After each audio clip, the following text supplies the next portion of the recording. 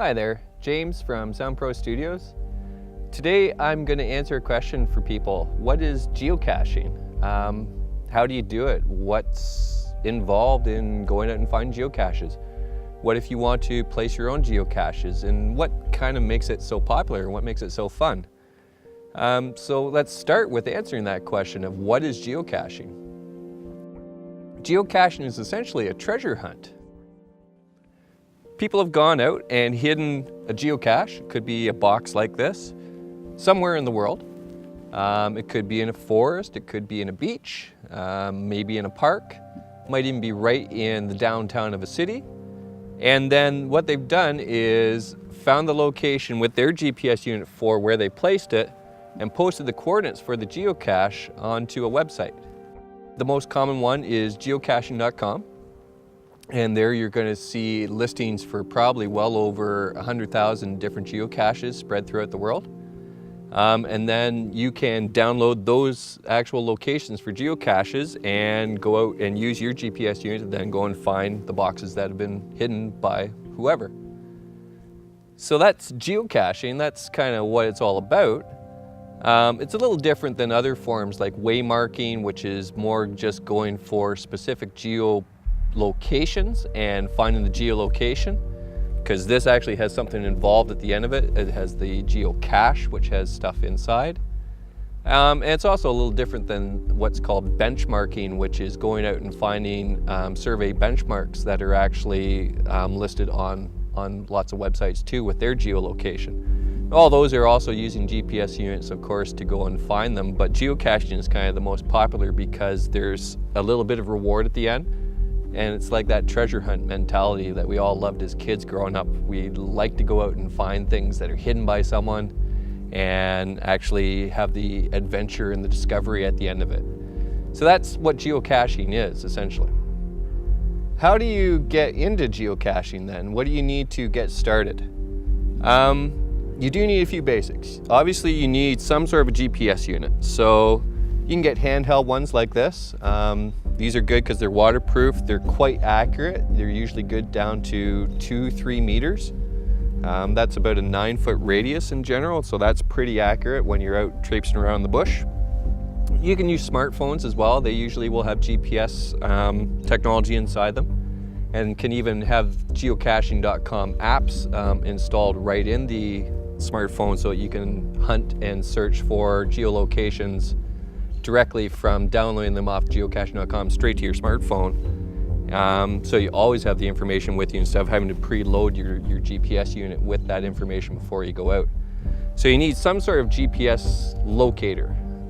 As well, you obviously want to be a little bit prepared. Go out with some water, some good hiking shoes, because you'll never know where you're actually going to end up getting into for a geocache. And you need the coordinates, of course, as well for geocaches. So what you do there is essentially go on to geocaching.com, which is a free site, and download a bunch of geocaches that are close to where you would want to search. It could be close to your hometown, for instance. Once you have those geocache locations loaded into your smartphone or your GPS unit, you have those with you, and you can go out and use the GPS unit to kind of home in on the geocache. So what you actually do in that sense is, I've got a whole bunch of geocaches loaded into this, and if I was to pick one, let's say Lucifer's Lookout, which is part of the national park area down near Dyers Bay. Actually, I don't know if it's part of the national park, but it's certainly a wilderness area down near Dyers Bay. And with that loaded in there, now I've got the map on screen, which will show me where I am right now. Shows me a line to the location and how far away it is. Right now I'm 10.8 kilometers away, so I'd certainly be driving to get much closer to the geocache. It doesn't tell you what roads to take either, so you're gonna have to do some figuring. You have to kind of pick your route to get close to the geocache, find a good parking spot, and then hike in from there. And as you get closer and closer and closer to the geocache, obviously the distance to the destination gets smaller and smaller and smaller till you get right down to within meters of being on top of the geocache. And if you're at that location, you got a couple different things that will come to mind. One would be the name of the geocache will give you some idea of possibly where it might be hidden. If you're really stumped, you can use what's called a hint in a geocache description, and sort of get some extra information about where that geocache is hidden. It might be a total spoiler though, so it might tell you something so obvious that you'll kind of go, oh, I wish I hadn't looked at the hint because that was the last place that had just come up to mind. I was going to look right there, and now you've used the hint. So, but anyway, so you use that GPS unit to get really, really close to your location, and then you search around for it. And geocaches are hidden all over the place. They could be under logs, they could be hidden in bushes, maybe under some rocks.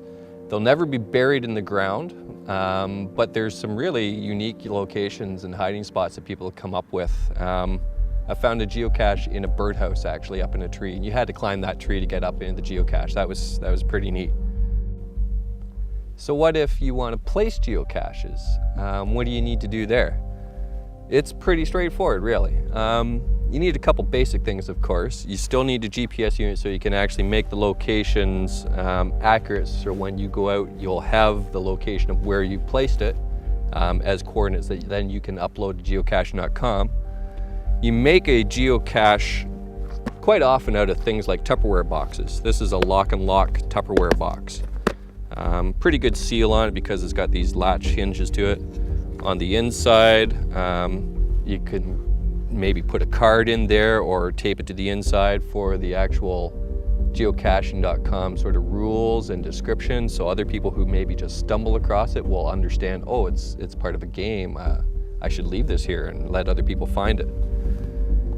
And then inside that you put in a bunch of trinkets and toys and stuff for people to find and trade, and you put in a logbook with a pencil so that people can actually sign that they were there and leave their date and describe how they found it and all that sort of stuff.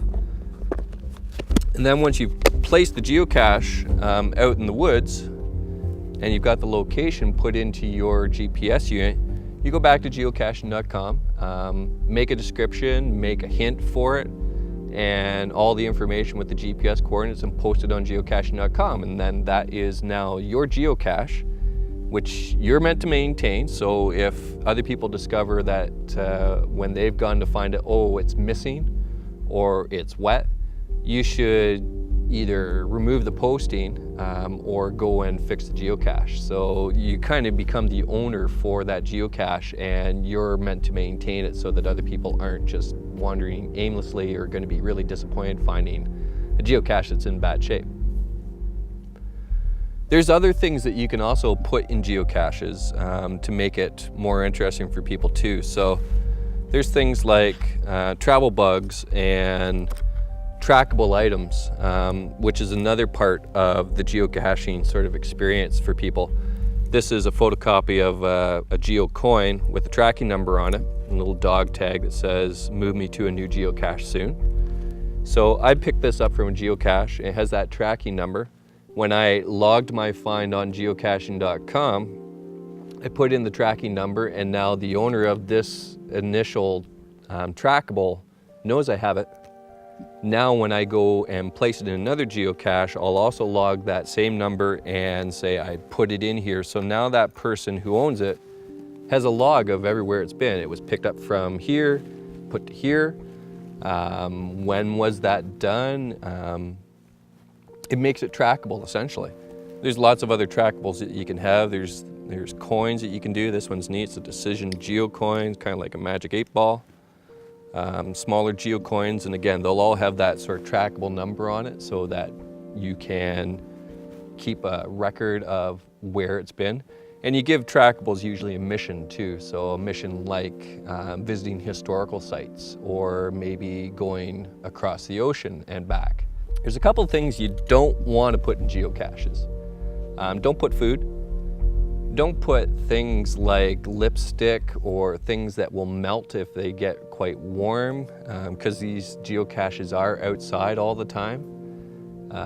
You want to kind of make some good interesting finds for people, not something that's going to turn into a big squishy mess when they open up the box and go, oh no, this was a bad idea to put in the geocache. So there's lots of neat things like carabiners, buttons, Kinder eggs. A really good thing for geocachers to come across and put into geocaches is batteries, because GPS units run off batteries. So anyone who's ever had a longish day of geocaching and starts to run low on batteries and doesn't have any spares with them, if they found a geocache with batteries, it makes their day, because that lets them keep on going till the sun basically drops. So while there's no direct rules, it's just kind of basic common sense. Put some fun items in there, stuff for kids, interesting stuff for adults, nothing dangerous, nothing illegal, and stuff that'll fit too. Usually they're small items so that they don't take up a lot of room in the geocache itself. So why is geocaching so popular? For me, I really enjoy the fact that it gets you outside, of course, but it takes you to areas that you maybe would have never realized were there. I've been to some really neat locations that I wouldn't have figured I would ever have ended up there just on my own, but because there was a geocache there, it took me to this area, and with some really neat scenery, or maybe some interesting architecture, maybe some interesting historical information in the area for certain parks and stuff like that.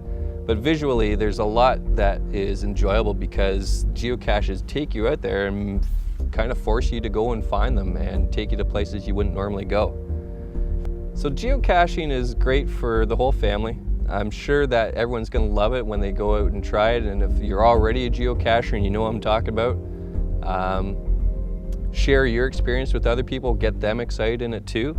And also be respectful of nature, because you're going out into wilderness areas, so there's a common sort of theme that you want to cache in and trash out, which means you want to go in and find the cache, but if you come across garbage, clean that up as you come out of it, so that it's always kept clean for the next people.